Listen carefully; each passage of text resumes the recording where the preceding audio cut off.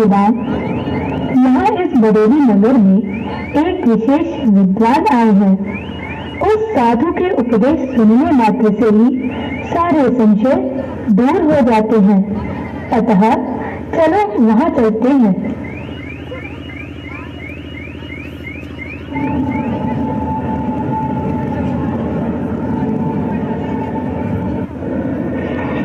जब बैरिस्टर मुंशीराम व्याख्यान में पहुंचते हैं तब परमात्मा का मुख्य नाम ओम है इस विषय पर व्याख्यान चल रहा था। आइए इसकी एक झलक देखते हैं। ईश्वर का सर्वोत्कृष्ट नाम ओम है क्योंकि इसमें उसके सब गुणों का समावेश होता है। अतः यह ईश्वर का निज नाम अर्थात अपना मुख्य नाम है। यजुर्वेद के 40वें अध्याय में ईश्वर के स्वरूप का वर्णन करते हुए कहा है कि सपर्यगात् शुक्रम अकायम अग्रणम अस्नाविरम शुद्धम अपापविद्धम कविर्मनीषी परिभूः स्वयंभूः याथा तथ्यतोत्थात् व्यदधात् शाश्वतीभ्यः समाभ्यः। अर्थात वह ईश्वर निराकार सर्वशक्तिमान एवं सर्वव्यापक है।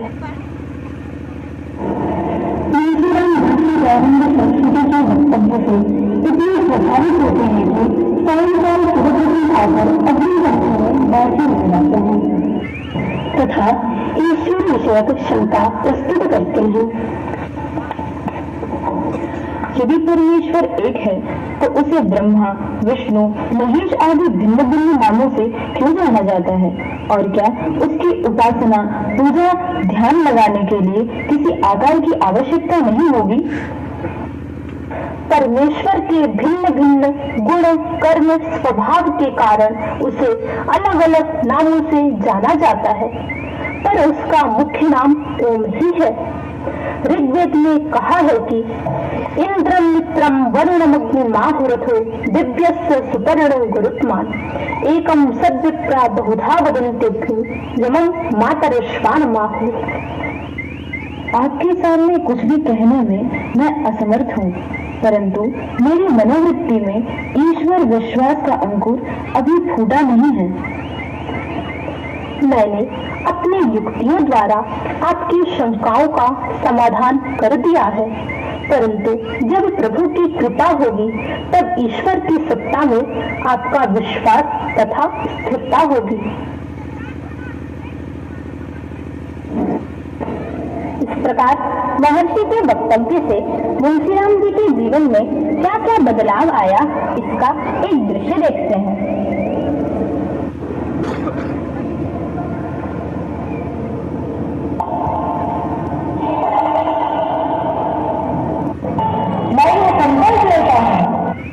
आज के बाद से मैं मौत रक्षा नहीं करूंगा और मैंने यह आप लोगों के समक्ष इसलिए कहता है कि भविष्य में यदि मैं अभी भी मौत का रक्षण करता हूँ तो आप लोग मेरा संकल्प मुझे स्मरण करा रहे हैं।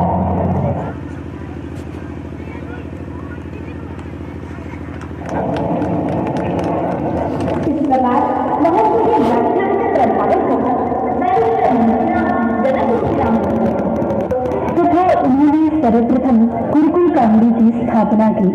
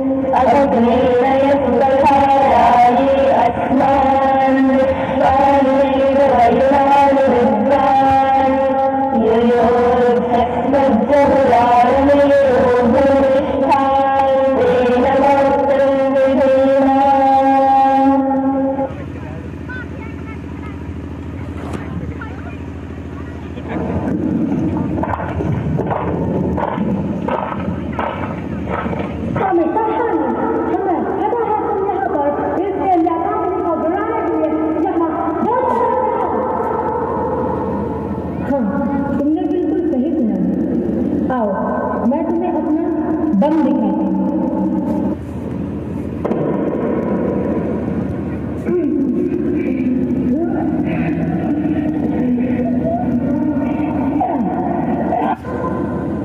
इन्हें देखो, ये है मेरे बम। इनमें से एक एक बम तुम्हारे 1000 बम से अधिक शक्तिशाली है। जिस दिन ये बम फटेगा उस दिन इस देश में सत्य, अहिंसा और प्रेम ही रहेगा। हर अन्याय, हर आतंक समाप्त हो जाएगा। हमें अब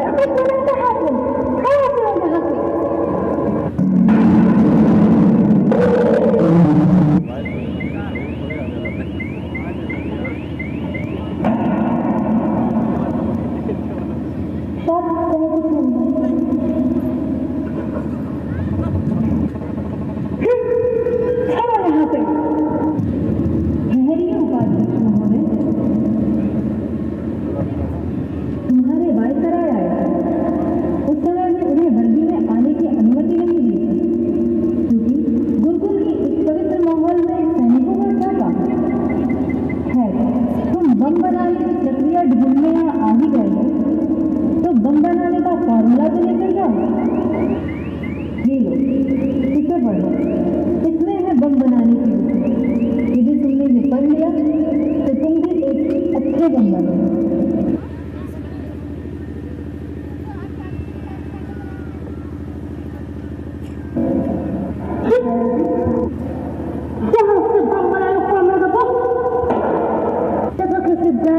नमक राइटर का बुक है। जिस बम बनाने को फॉर्मूला का बुक पता करो वो कौन है, उसका बैकग्राउंड क्या है। इस प्रकार आर्य समाज के प्रचार प्रसार में संबंधित स्वामी श्रद्धानंद जी राजनीतिक क्षेत्र में कदम बढ़ाते हैं। अब देखिए, दिल्ली में 30 मार्च 1919 को पीपल पार्क में सत्याग्रह का दृश्य।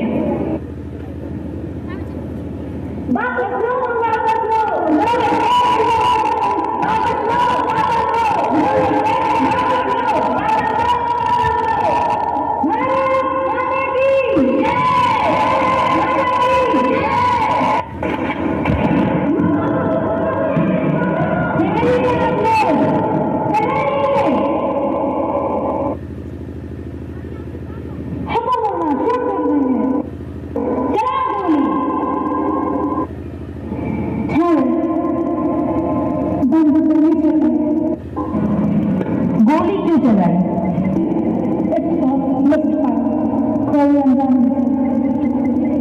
Let's go.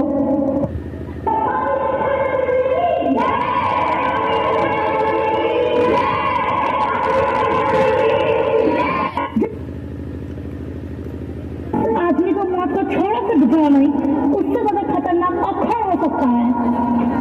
बहुत खतरनाक है ये पागल। पब्लिक स्पेस सुनने के लिए पागल हो जाता है, मैच हो जाता है, कुछ भी का मतलब उछाल हो जाता है। इसका तो कुछ कहना पड़ेगा, मिस्टर हक बचाओ। जो बातें हो जाओ खाओ सब्जी, कोल्ड वाटर, सब्जी खसो, सब्जी नमक ठंडा होता है। कोल्ड वाटर नमक ठंडा होता है। सब्जी हॉट टी, मैं तुम्हें मानी, मुझे नहीं चाहिए हॉट टी, पर सब्जी मुझे तो चाहिए। क्या छुट्टी? क्यों तुम्हें छुट्टी क्यों चाहिए? सब्जी दुकान में कुछ काम है ना, दे दीजिए छुट्टी। एक तो सबसे बड़ा माल खराब करके रखा है और दूसरा ये है चार रात मैं मेरी छोटी सब्जी दे दीजिए छुट्टी।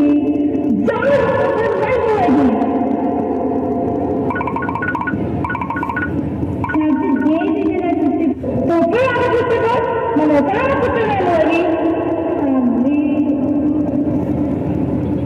तुम कहीं नहीं है? नहीं सब्जी, मैं तो मुसलमान हूँ।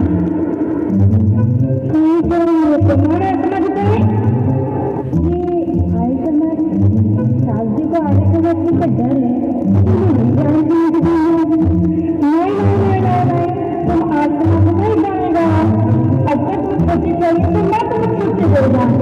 देखो मैं तुम्हारे जवाब देने के बाद तुम नहीं रखा है ये मामी ये सभी धन्यवाद को भला करेगा। कम से कम समाज से एक समाज को कम किया। इस प्रकार स्वामी श्रद्धानंद और आर्य समाज के डर से ब्रिटिश हुकूमत की जड़ डगमगाती गई। एक दिन स्वामी श्रद्धानंद के पास अजगरी बेगम का आगमन। आप जिसे अजगरी बेगम कह रहे हैं उसका नाम शांति देवी है और हमने उसे जबरदस्ती हिंदू नहीं बनाया। आप चाहें तो उससे पूछ सकते हैं। हम मिलना चाहते हैं उससे, जरा बुलाइए आप उन्हें।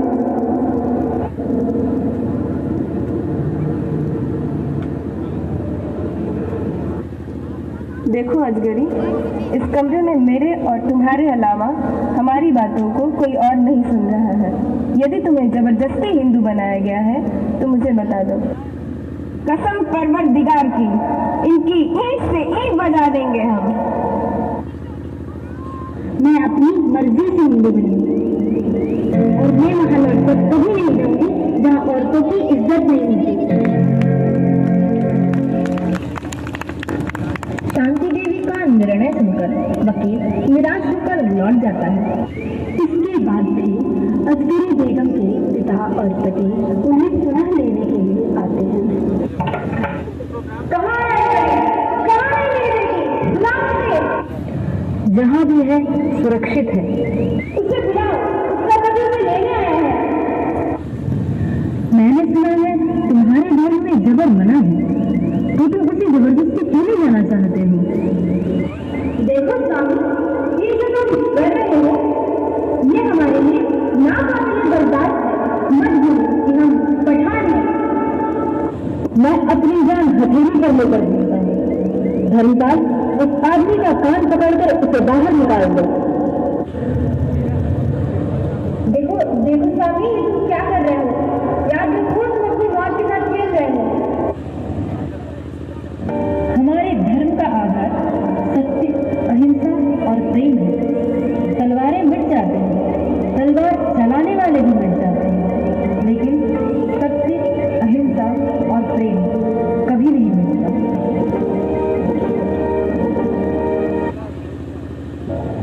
समाज सेवा में संलग्न होने से अपने स्वास्थ्य का ध्यान न रख पाने के कारण स्वामी जी निमोनिया के शिकार हो गए।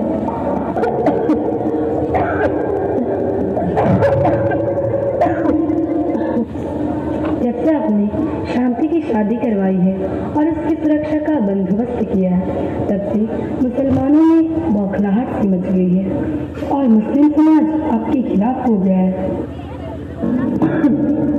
मुस्लिम मेरे खिलाफ हुए हैं, मैं तो उनके खिलाफ नहीं हूँ धर्मपाल। अब बस इच्छा है कि नए जन्म में नए देह के साथ नए जोश में देश की सेवा करें और जीवन का बचा हुआ कार्य पूरा करें। नहीं स्वामी जी, नहीं।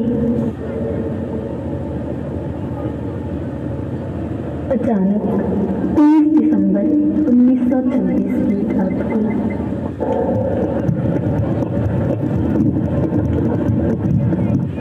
कौन हो तुम? मेरा नाम अब्दुल रशीद है। मैं स्वामी जी से मिलने आया हूँ। स्वामी जी की तबीयत सही नहीं है अभी, तुम कभी और आना। चलता हूँ, फिर आऊँगा।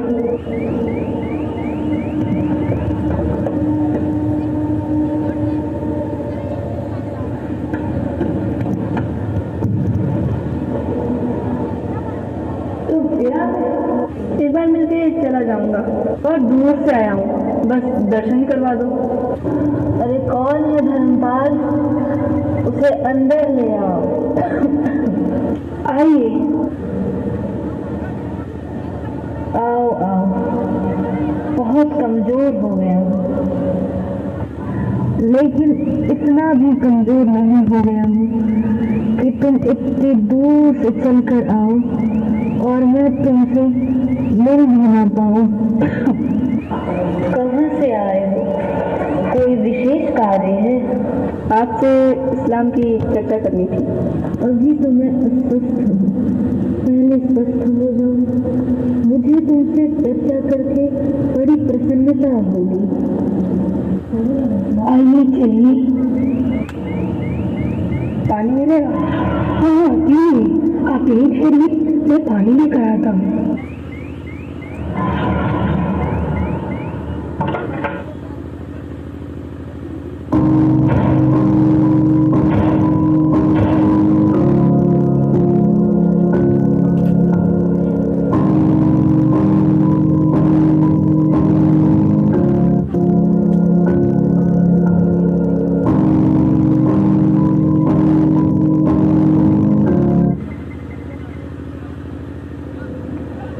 नमो नमः। इस हिनौत घाट पर आयोजित स्वामी श्रद्धानंद जी के बलिदान दिवस पर बहुत ही सुंदर प्रस्तुति पाणिनि कन्या महाविद्यालय की बालिकाओं ने किया है। मंच पर बैठे लोग बाईं तरफ एक बार अपना ध्यान दें। भारतीय स्वतंत्रता संग्राम के अंदर आर्य समाज का 80% योगदान रहा। भारतीय इतिहास के अंदर पट्टाभिराम साहब सित्ता रमैया जिन्होंने भारत का इतिहास लिखा, उन्होंने एक एक